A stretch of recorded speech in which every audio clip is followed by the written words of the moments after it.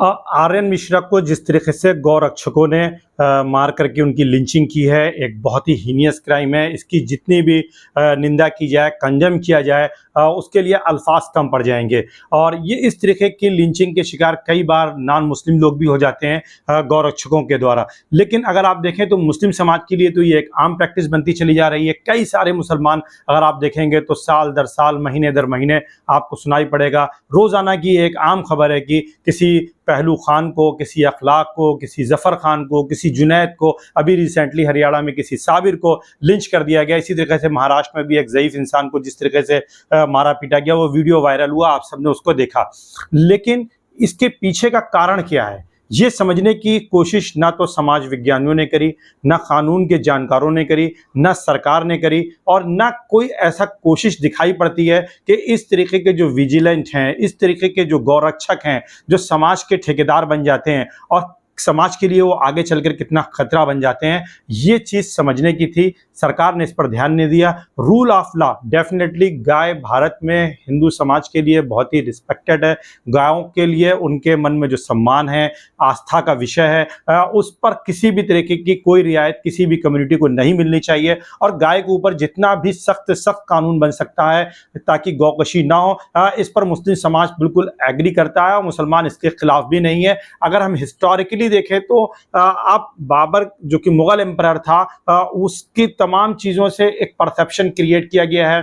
तमाम उसके बारे में बहुत सारी बातें आपको मीडिया में मिलेंगी, हिस्ट्री की बुक्स में मिलेंगी। लेकिन उसी के हवाले से एक बात हिमायूं के लिए उन्होंने एक बात कही थी कि बेटा अगर इस देश में तुम्हें शासन करना है तो गौकशी को रोकना होगा। गौ को हिंदू अपनी माता मानते हैं। ये बाबर का एक मैसेज था, एक संदेश था, एक नसीहत थी इस देश को और नसीहत थी अपने बेटे हुमायूं को। तो आप मुसलमानों का जहां तक सवाल है गौकशी से जुड़ा हुआ, मुसलमान इसके बिल्कुल खिलाफ है। हिंदुस्तान का मुसलमान गौकशी के साथ नहीं खड़ा है। लेकिन रूल ऑफ लॉ होना चाहिए। कोई अगर क्राइम कर रहा है तो डेफिनेटली उसे कानून के कटघरे में खड़ा किया जाना चाहिए, उसको सख्त से सख्त पनिशमेंट भी दिया जाना चाहिए। लेकिन जिस तरीके से ये गौरक्षक आए हैं और ये गौरक्षक जिस तरीके से लोगों को लिंच करते हैं और जिसके चलते आर्यन मिश्रा की विदायत हुई, यही वो कारण है जो आर्यन मिश्रा की हत्या का वजह बना। और इसी तरीके से बहुत सारे अखलाक अहमद, पहलू खान, जफर खान लोग भी शिकार हुए।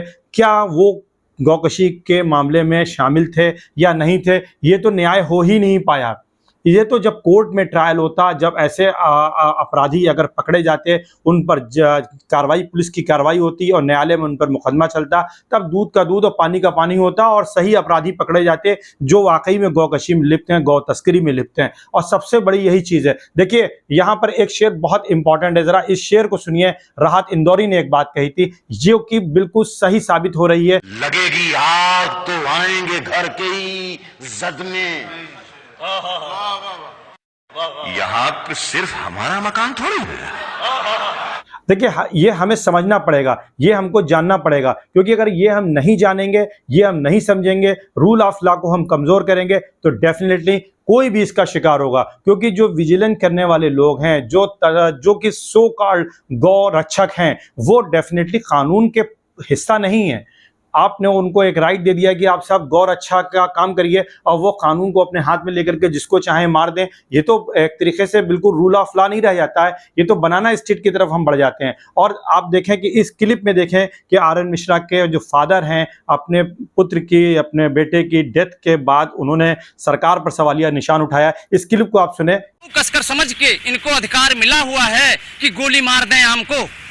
ये अधिकार गवर्नमेंट दी है, मोदी सरकार ने दी है, तो क्यों दी है? तो जो आरोपी है 5 गिरफ्तार किए हैं। हाँ जी। आपका बेटा आर्यन उनमें से किसी को जानता था? नहीं, किसी नहीं जानता जी। किसी को नहीं जानता? कि नहीं, हम पंडित हैं, हमें कोई मतलब ही नहीं, ना कोई हमारा झाड़। इस क्लिप में वो सरकार पर आरोप लगा रहे हैं कि क्यों इस तरीके की आजादी दी गई है इन गौरक्षकों को। ये एक बड़ा सवाल है जो आम जनमानस से ऊपर उठ करके आ रहा है। और इसीलिए मैं बार बार कहता हूं कि अगर कोई क्राइम करता है, अगर कोई समस्या है, उस पर कानून बन के आना चाहिए। सरकार को बड़ा सख्त कानून लेकर के गौकशी भी लेके आना चाहिए। उसको लागू करने के लिए हमारे कहाँ पुलिस है, उस पुलिस व्यवस्था को चाक चौबंद किया जाना चाहिए।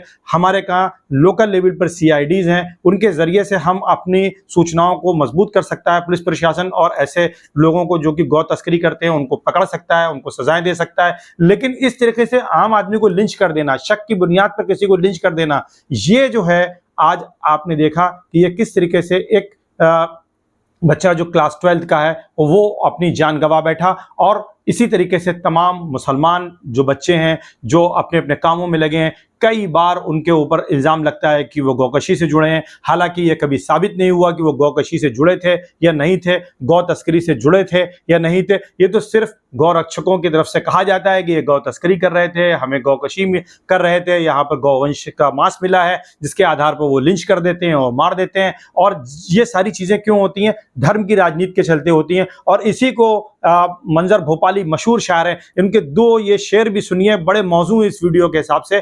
राज करना है करो, आग लगाया न करो,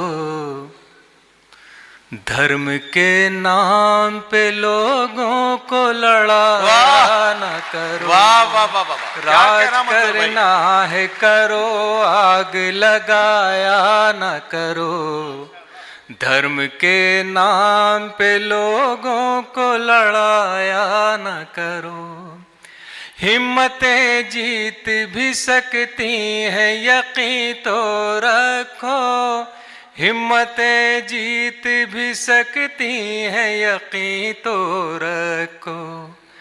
डर के आंधी से चरागों को बुझाया न करो, बुझाया न करो। कि अगर आप इसमें देखेंगे तो वो सारी चीजें क्लियर हो जाएंगी कि जो धर्म की राजनीति है ये कहीं ना कहीं समाज को तोड़ने का काम करती है।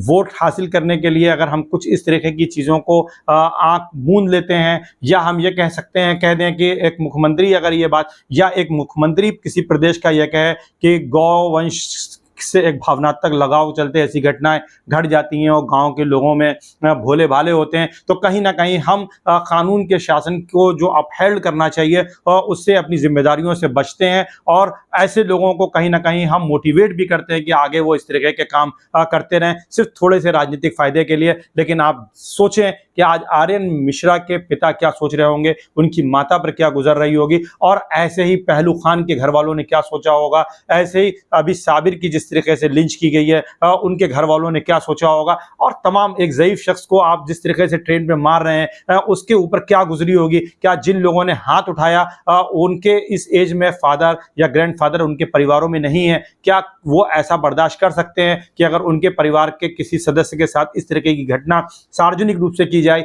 ऐसे वृद्ध लोगों के साथ की जाए? तो हमको ये चीज़ समझनी पड़ेगी, सरकार को इस पर एक्टिव होना पड़ेगा, कानून को लागू करे। डेफिनेटली मुस्लिम समाज गौकशी के पक्ष में नहीं है, ना गौकशी करता है। कुछ लोग अपराध में लिप्त होते हैं, और ऐसे अपराध में अगर देखा जाए तो समाज के कई हिस्से जो कि मुस्लिम भी हैं और नॉन मुस्लिम भी हैं, वो भी जुड़े हुए मिल जाते हैं। कई बार गौकशी से जुड़े हुए लोग गैर मुस्लिम भी मिले हैं, हिंदू कम्युनिटी से भी मिले हैं, और गौ तस्करी से जुड़े हुए मिले हैं। तो ये सीधे सीधे ये कहना कि इसमें सिर्फ मुस्लिम समाज जुड़ा हुआ है, ये एक तरीके की राजनीति है, इसको हमको समझना पड़ेगा। कैसा लगा मेरा एनालिसिस? कमेंट जरूर करिएगा, शेयर जरूर करिएगा। Thank you so much.